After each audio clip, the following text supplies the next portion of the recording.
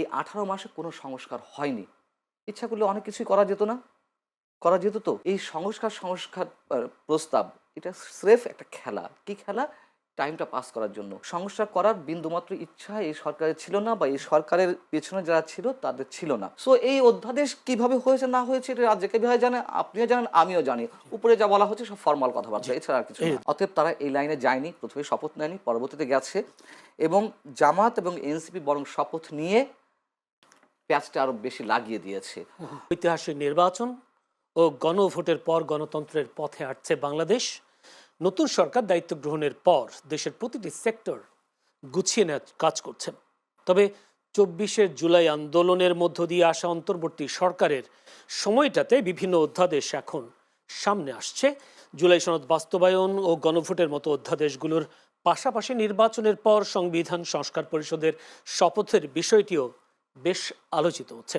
এরই পরিপ্রেক্ষিতে আজ জুলাই সনদ বাস্তবায়ন, আদেশ, গণভোটের অধ্যাদেশ ও সংবিধান সংস্কার পরিষদের শপথ কেন অবৈধ নয় তা জানতে চেয়ে রুল জারি করেছেন হাইকোর্ট।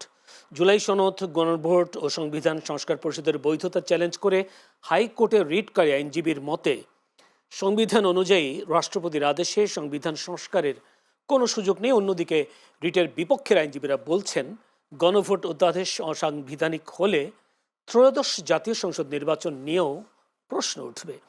জুলাই সনদ, গণভোট ও সংবিধান সংস্কার পরিষদের ভবিষ্যৎ কি তা নিয়ে আলোচনা করব। আজ আলোচনা হবে সমসাময়িক বিষয় নিয়েও। দর্শক, আলোচনা করবার জন্য আমাদের স্টুডিওতে উপস্থিত আছেন মঞ্জুর আলম পান্না, সিনিয়র সাংবাদিক আছেন।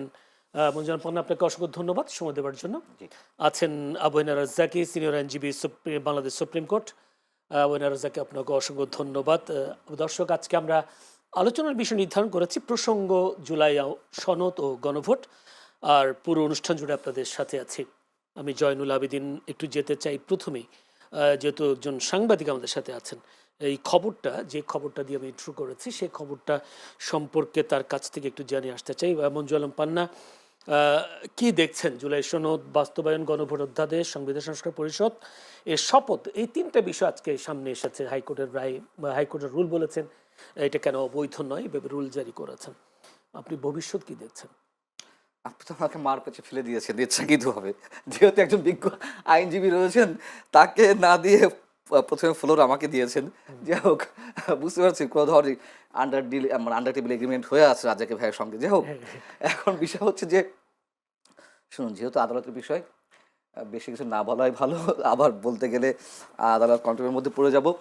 বিষয়টা হচ্ছে কি যে এরকম কিছু একটা আসবে, রুল জারি করা হবে, এটা আমাদের আগে থেকে অনুমেয় ছিল। আ মানে কেন অনুমোদিত ছিল? না, আদালতে শুনুন, যেকোনো একটা নির্দেশনা যদি আসতো, সে বৈধ হোক, অবৈধ হোক, যেকোনো একটা রায় যদি আসতো, তাতে বাংলাদেশ এই মুহূর্তে আরো একটি সাংঘর্ষিক অবস্থায় চলে যেত। বিষয়টা হচ্ছে যে ১২ তারিখে সংসদ অধিবেশন বসছে এবং এই জুলাই সনদ বলি কিংবা গণভোট বলি, জুলাই সংস্কার পরিষদ বলি, সবই পার্লামেন্টের মাধ্যমে নির্ধারণ হবে। আর জুলাই সনদের যে কথা যেটি বলছেন বা আমরা যেটি জানি, সেটি কতিপয় সব রাজনৈতিক দল কিন্তু এতে মানে সাইন করেনি। হয়তো অধিকাংশ রাজনৈতিক দল এটাতে সিগনেচার করেছে সিগনেচার করে, অধিকাংশ দল। অধিকাংশ রাজনৈতিক দল। এখন তো সবাই করেছে, এনসিপি সহ। না, সবাই করেনি। যেমন সিপিবি করেনি। আচ্ছা, সিপিবি। তো আ তারা একটা ঐকমত্যে পৌঁছানোর চেষ্টা করেছে। কিন্তু জুলাই সনদে যেই বিষয়গুলো এসেছে, নানান বিষয় এসেছে তো। তো এর মধ্যে বিএনপির কোথাও আপত্তি ছিল।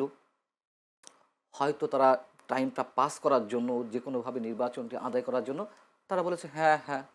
তখন আপনারা জানেন যে এনসিপি এবং জামায়াতে ইসলামীর পক্ষ থেকে এই নির্বাচনকে প্রলম্বিত করার জন্য কত ধরনের অজুহাত ছিল। ১ম এ স্থানীয় সরকার নির্বাচন করতে হবে। তারপর আবার জুলাই সনদ করতে হবে। জুলাই সনদ করলে তার আইনি ভিত্তি কী হবে? আইনগত ভিত্তিটা দরকার। আইনজ্ঞ নিয়ে ঐকমত্য কমিশন বসলো। ডক্টর আলী রিয়াজ বসলেন। তাদের কাছ থেকে লম্বা আইনি ব্যাখ্যা নিলেন, কীভাবে এর আইনি ভিত্তি দেওয়া যেতে পারে। প্রথমত বলা হলোই যে হ্যাঁ, এটির আইনি ভিত্তি দেওয়া হচ্ছে। কিন্তু আইনি ভিত্তি আমরা পরবর্তী দেখলাম না। এর পরবর্তীতে গণভোটে হ্যাঁ হলে কী হবে? ইত্যাদি নানান ধরনের। আচ্ছা, জয়নুল, আপনি আমাকে বলুন, যে এইগুলো নিয়ে আমাদের সংশয় কেন। একবারে ডে ওয়ান থেকে বলে আসছি যে এই সংস্কার সংস্কার প্রস্তাব এটা স্রেফ একটা খেলা। কি খেলা? টাইমটা পাস করার জন্য। আপনি যে বলেন যে আপনার কথার যুক্তি কী বা প্রমাণটা কী? প্রমাণ হচ্ছে এই যে এই 18 মাসে কোনো সংস্কার হয়নি। ইচ্ছা করলে অনেক কিছুই করা যেত না? করা যেত তো? আমি তো দেখি না কোনো ধরনের কোনো সংস্কার হয়েছে। সংস্কার তো আপনাকে দলিল দস্তাবেজ করে মানে সিগনেচার, স্বাক্ষর ইত্যাদি ইত্যাদি করে ঢাক-ঢোল পিটিয়ে করতে হবে এমন কোনো কথা নাই। তাই না? তো সংস্কার করার বিন্দুমাত্র ইচ্ছা এই সরকারের ছিল না বা এই সরকারের পেছনে যারা ছিল তাদের ছিল না। স্রেফ নির্বাচনটাকে প্রলম্বিত করার জন্য এগুলো করা হয়েছে। এখন আদালতের কথা যেটি বললেন সেটি হচ্ছে যে আদালত ওই রিস্কটা নেয়নি। আমি জানি না এই কথাগুলো বলাতে কোন ধরনের মানে আদালত অবমাননার মধ্যে পড়বে কিনা। আদালত খুব মানে সুচিন্তিত একটা ডিসিশনই আমাদের সামনে থ্রো করেছে, যে রুল জারি করেছে। রুল জারি করেছে কতদিনের? 4 সপ্তাহের।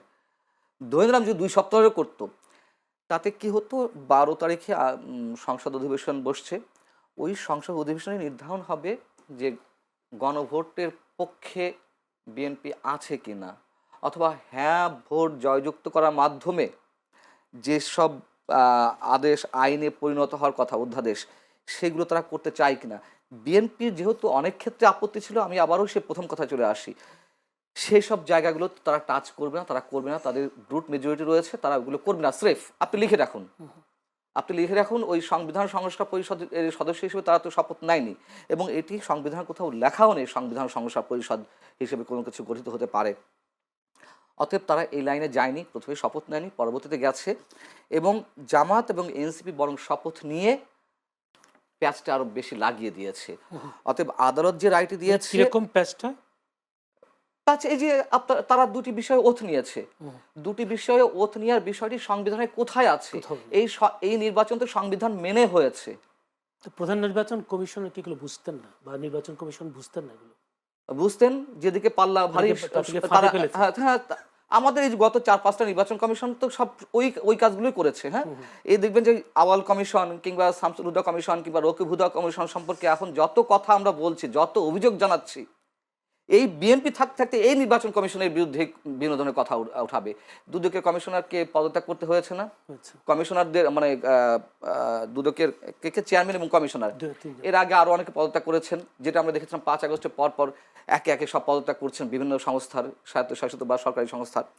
ঠিক বিএনপি আসার সঙ্গে সঙ্গে অনেকে চুক্তিভিত্তিক নিয়োগ বাতিল করছে, আবার অনেকে স্বেচ্ছায় পদত্যাগ করছেন। স্বেচ্ছায় তো না, হ্যাঁ, স্বেচ্ছায় তো না, উপরের চাপে আদিষ্ট হয়ে তারা পদত্যাগ করছে, কিন্তু আমরা বুঝি। জি, দুদকের বিষয়টা নিয়ে আমি আসবো।